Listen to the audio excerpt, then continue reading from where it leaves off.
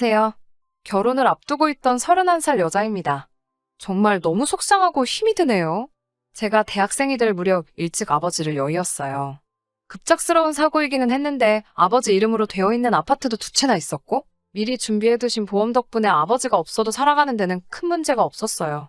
온 가족이 아버지를 먼저 보냈다는 사실에 처음에는 다들 많이 힘들어했지만 산 사람은 살아야지 않겠냐며 이내 곧 털어내고 일어날 수 있었어요. 저도 제 남동생도 어린 마음에 아버지가 돌아가신 그때의 상황이 너무 힘들었지만 우리가 힘들어한다면 제일 힘들어할 사람은 우리 어머니라는 생각에 같이 힘들게 이겨냈습니다. 그렇게 시간은 지나고 저도 대학을 졸업해 취직을 하게 되었고 남자친구를 만나 결혼을 준비하고 있었습니다. 남자친구는 저와 나이 차이가 있던 남동생의 과외 선생님이었어요. 오며 가며 저도 마주치게 되었고 남동생의 과외 선생님이다 보니 남동생과도 사이가 좋아서 그 부분이 가장 마음에 들었습니다. 결혼을 한다면 남편이 제 남동생하고 사이가 좋게 지냈으면 했거든요. 스드메를 알아보면서 제가 드레스 피팅을 하던 날에 어머니가 눈물을 뚝뚝 흘리시면서 제가 이렇게 예쁜 모습을 저희 아버지가 봤었어야 했다고 하시며 슬퍼하셨어요. 그렇게 정신없이 결혼 준비를 하면서 하루하루를 보내는 와중에 안타깝고 충격적인 일이 생기게 되었습니다. 친구들하고 놀러 나가셨던 우리 어머니가 고속도로에서 교통사고가 크게 나게 되었고 그걸로 입원해 계시다가 결국 교통사고로 돌아가시게 되었습니다. 난데없이 저와 제 남동생은 고아가 되어버렸어요.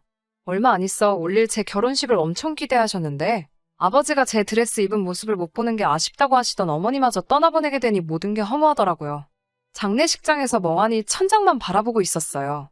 정말 무슨 생각으로 앉아있나 싶더라고요. 한참 정신을 못 차리고 있는 와중에 제 남동생이 저한테 제 전화기를 건넸어요. 시어머니 되실 분의 전화라고. 제 전화기가 아까 전부터 계속 울렸다고 말하면서 전화기를 제 눈앞으로 들이밀더라고요. 경황은 없었지만 이제 내 가족이 되실 분이니 계속해서 터져나오는 울음을 참으며 전화기를 붙잡고 전화를 받았지요. 시어머니는 심심한 위로의 말씀을 건네주셨고 저도 감사히 위로를 받았습니다. 그리고 다음 날에도 시어머니는 제게 전화를 주셨습니다. 그런데 이번에는 저를 걱정해서 위로해주는 말씀이 아니라 다른 말을 하시더라고요. 장례가 끝나는 날이 언제냐고 물으시더니 알아보던 혼수는 어찌 되었느냐고 물어보셨습니다. 저는 제 귀를 의심했습니다. 아무리 결혼이 일륜지대사라지만 집안에 초상이 났는데 직접 찾아오시지는 못할 망정 혼수 준비하던 게 어떻게 돼가냐고 확인하시는 전화라니요. 어이가 없었지만 그 질문에 화를 내거나 대답도 할 틈도 없었습니다. 저도 경황이 너무 없었거든요. 나중에 전화드리겠다 말하고 그냥 전화를 끊었습니다. 저는 동생과 둘이서 어머니의 상을 치러내야 했고 이제 저는 결혼을 한다지만 부모님 두 분 다 보내고 저 혼자 남은 이 기분을 어찌 감추고 살아야 하나 싶어 앞이 막막하더라고요. 그리고 아직 대학교도 졸업하지 못한 남동생을 보니 한숨이 푹푹 나오더라고요. 마지막으로 엄마를 보낼 때에는 울다가 숨이 넘어가 실신 직전까지 가게 되었습니다. 모든 게 끝나고 온 가족이 같이 살던 집에 돌아오니 집안 곳곳이 전부 어머니의 흔적들로 가득했어요. 울다가 울음을 그쳤다가 넋이 나간 사람처럼 몇 시간을 혼자 펑펑 울었습니다. 그 시간을 어떻게 보냈는지도 모르겠어요. 한참 집안을 정리하면서 울다 지쳐 새벽이 다 되어서 제 방으로 들어왔습니다. 앞으로 몇 시간밖에 못 자겠더라고요. 그래도 아침에 일찍 일어나기 위해 알람을 켜기 위해 핸드폰을 들었는데 제 전화기에 부재중 전화가 수십 통이 와 있더라고요. 모두 시어머니 되실 분의 전화였습니다. 상을 치르고 있을 거라는 걸 알고 계셨을 텐데 무슨 급한 일이 있길래 이렇게 안달나게 전화를 주신 걸까 싶어서 날이 밝으면 전화를 드려야겠다고 생각하고 잠을 청했습니다. 알람을 7시에 맞추어 놓았는데 6시부터 제 전화기가 울리더라고요. 예비 시어머니의 전화였습니다. 이 시간에 전화를 주신 거면 무슨 큰일이 나도 낫겠다 싶어 저도 화들짝 놀라서 전화를 받았습니다.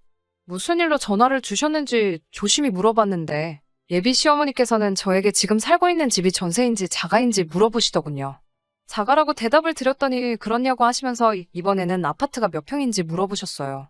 32평형이라고 대답을 드리니 이번에는 그 집을 누가 상속받게 돼 있냐고 물으십니다. 이해가 안 되는 것도 있었지만 속이 뻔히 보이는 질문에 저도 슬슬 화가 나기 시작했습니다. 아직 결혼을 한 게 아니라지만 사돈이 될 저희 어머니의 장례식인데 참석도 안 하고 첫날에 전화로 안부를 묻기는 하셨지만 저도 여러모로 기분이 안 좋아지기 시작했습니다. 잠도 몇 시간 자지 못한 상황에 거기다 대고 뭐라 할 기운도 없고 예비 시모는 본인이 듣고 싶은 대답은 다 들었다고 생각했는지 아무튼 알겠다라고 대답하시면서 그냥 전화를 끊어버리셨어요. 저녁이 되니 퇴근한 예비 신랑이 저희 집에 찾아왔어요. 제가 걱정이 돼서 찾아온 거지요. 저를 찾아온 예비신랑에게 당신 어머니가 나한테 전화해서 뭐를 물어보셨는지 알고는 있느냐며 이 사실을 물어봤습니다. 예비신랑은 본인 어머니가 성격이 급하셔서 그런 거라며 얼버무리기 바쁘더라고요. 그러면서 조심히 저한테 말을 꺼내더라고요.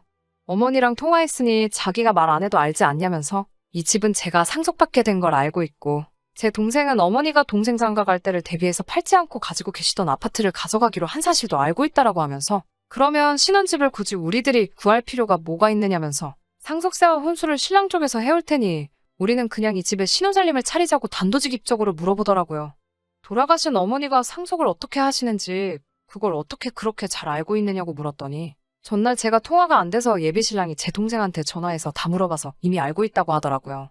동생은 경황이 없는 가운데 매형될 제 남자친구가 하는 말에 그 상황에서도 상속을 어떻게 받게 되는지 일일이 다 설명해준 모양입니다. 정말 참기 힘들었고 쏟아져 나오는 화를 주체할 수가 없더라고요. 너네가 인간이 맞냐고 다른 사람도 아니고 아내 될 사람 그리고 며느리 될 사람이 어머니를 잃었는데 그것도 몇 달 지난 게 아니고 바로 어제 보내드렸는데 그 와중에도 신혼집 구하는데 돈 몇 푼 아끼려고 이러고 있는 게 말이나 되냐며 소리를 질렀죠.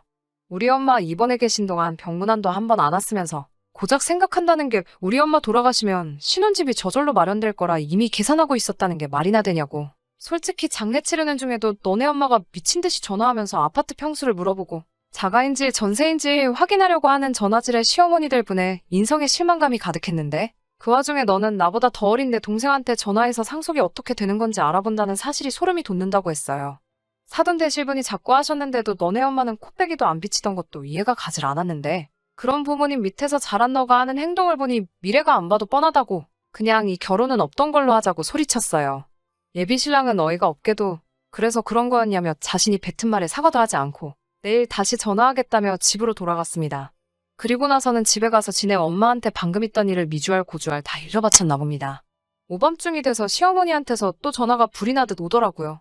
일부러 안 받고 있었는데 전화기가 꺼질 생각도 안 하고 계속 오는 전화에 본인들이 한 행동을 뉘우치고 이제 진정사과를 하려나 싶어 전화를 받았는데 저의 오산이었습니다.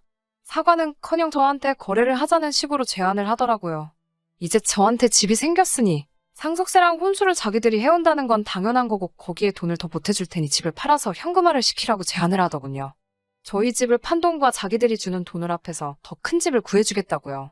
예비신랑이 더 큰 집을 구해주겠다고 하는 말을 빼먹었다고 그런 뜻이 아니었다고 오해하지 말라고 설명을 하는데 제 눈에는 그 두 사람이 인두겁을 쓴 하찮은 미물로밖에 보이지 않더라고요. 그 말이나 이 말이나 다를 게 뭔지 본인들이 진짜 잘못한 게 무엇인지는 끝까지 알지도 못하고 뚫린 입이라고 더 큰 집에 살게 될 테니 저한테 이득이라는 식으로 고집 좀 그만 부리라고 말하는 꼬라지를 보아하니 더 안 봐도 알겠더라고요. 상속받으면서 생길 세금이 앞으로 우리 결혼하고 나서 절약하게 될 돈이 문제가 아니고 앞으로 저한테 무슨 일이 일어난다고 한들 그 집구석에서 제가 받을 대우가 눈에 안 봐도 뻔했어요. 게다가 이제 부모님도 안 계시니 제가 시댁에 매여 살 거라고 생각하신 건지 저를 아주 만만히도 본 것 같습니다. 그 사람들한테는 지네 가족이 최우선이고 그 다음이 돈, 그리고 그 다음이 저라는 생각밖에 들지 않았습니다. 더 할 말이 없다고 해도 자꾸만 다시 생각해보라고 강요하는 말에 저는 그렇다면 내일 직접 얼굴을 보고 이야기하자고 말하고 전화를 끊었습니다. 그리고 저는 다음날 친척들을 전부 다 저희 집으로 불렀습니다. 만나기로 1시간보다 일찍 친척들을 소집을 했고 신발을 숨기고 전부 방에 들어가서 기다려 달라고 했어요. 친척들은 설마 사람들이 그러겠냐고 제 말을 믿지 않고 오히려 제가 어머니가 돌아가신 일로 마음의 상처가 커서 결혼을 뒤집으려고 하는 건가 하고 생각을 했거든요. 이윽고 두 사람이 도착을 했지요. 제 말을 믿지 않는 친척들에게 제가 거짓말을 하는 게 아니라고 직접 들어보면 알 거라고 말하고 그냥 방 안에 있으면서 두 사람이 어떤 식으로 나오는지 듣기만 하라고 말하고 저 혼자 거실에 나와서 두 사람을 맞아 대화를 시작했습니다. 두 사람은 역시 저에게 사과를 하러 온 것이 아니었습니다. 여전히 어머니가 남겨준 집을 가지고 결혼 비용을 아끼기 위해 저에게 사탕발림을 하러 온 것이었어요. 저는 두 사람의 행동이 너무했다는 식으로 일관하고 쉽게 마음을 열려고 하지 않았습니다. 시어머니는 죽은 사람은 죽은 사람이고 산 사람들은 살아야 하지 않겠냐면서 제가 손해볼 것도 없는데 뭐가 문제냐고 점점 화를 내기 시작했어요. 그러고 나서는 하는 말이 이제 저는 고아나 마찬가지고 혼주석을 비워둔 채로 결혼식을 올린다는 사실이 아주 결혼식에 참석한 사람들에게 보여주기 부끄러워 죽겠지만 그런 와중에도 저를 며느리로서 받아주려고 하니 오히려 제가 시댁의 고마움을 느껴서 알아서 먼저 그 제안에 따라야 한다고 하더라고요. 대화를 할 필요조차 없는데 벌써부터 시어머니를 오며 가며 하게 만든다고 쓴소리를 하게 만들며 예단은 필요가 없으니 그걸로 부조금을 한 셈치고 이제 그만 고집 꺾고 이 집을 팔아 더 큰 집을 구하든 엄마가 살던 집을 포기하기 싫으면 그냥 이 집에서 신혼살림을 차리든 알아서 하라며 저에게 역정을 내셨습니다. 그 말이 끝나기가 무섭게 방 안에서 저희 친척들이 우르르 나왔어요. 특히 저와 결혼할 예비신랑을 특히 더 마음에 들어하던 삼촌과 그를 친형처럼 따르던 제 동생의 표정은 실망감에 심하게 일그러져 있었습니다. 방 안에서 사람들이 몰려 나오니 두 사람은 당황해서 아까까지 신나게 떠들던 그 입을 꿈쩍도 하지 못하더라고요.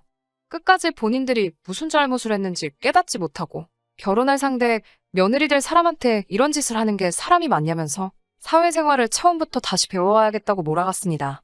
세상천지에 사돈상 치르는데 재산이 어찌 되었냐고 묻는 사람이 어딨겠냐며 공감 능력도 터무니없이 부족하고 사람 알기를 우습게 아는 집안에는 이제는 제가 시집을 가겠다고 우겨도 보낼 생각이 없다며 두 사람 보고 이제 제 근처에는 얼씬도 하지 말라고 앞으로 제 앞에 다시 한번 나타난다면 그땐 재미없을 줄 알라며 한 소리를 했습니다. 두 사람은 결국 포기하고 돌아갔고 그 뒤로도 정말 후환이 무서운지 아무 연락도 없습니다. 잠시나마 진심 어린 사과를 하지 않을까 기대한 제가 정말 바보 같습니다. 처음부터 이런 낌새를 알았더라면 좋았을 테지만 그래도 지금이라도 알게 되었으니 다행이라고 생각합니다. 이런 쓰레기 같은 집구석에 시집가지 말라는 엄마의 선물이라고 생각하라지만 돌아가신 어머니를 생각하면 고작 이런 걸로 어머니와 바꿔야 했냐는 생각이 들며 처음부터 눈치채지 못한 제 자신이 너무 원망스럽네요. 가끔씩 동생한테 연락을 시도해본다고 하는데 동생도 화가 풀리지 않아서 연락을 받고 있지는 않다고 하네요. 전화를 받아서 욕짓거리라도 한 답을 해주고 싶지만 그동안의 정이 있으니 거기까지는 하지 않겠다고 합니다. 어떻게든 그 집구석하고 두 번 다시 엮이지 않고 저도 이 아픔을 털어내고 새 출발을 하는 게 돌아가신 어머니 아버지를 위해 그리고 저를 위해서도 가장 좋은 결정이라고 생각하고 저도 하루빨리 마음 추스르고 새로운 시작을 위해 노력해야 할 것 같습니다.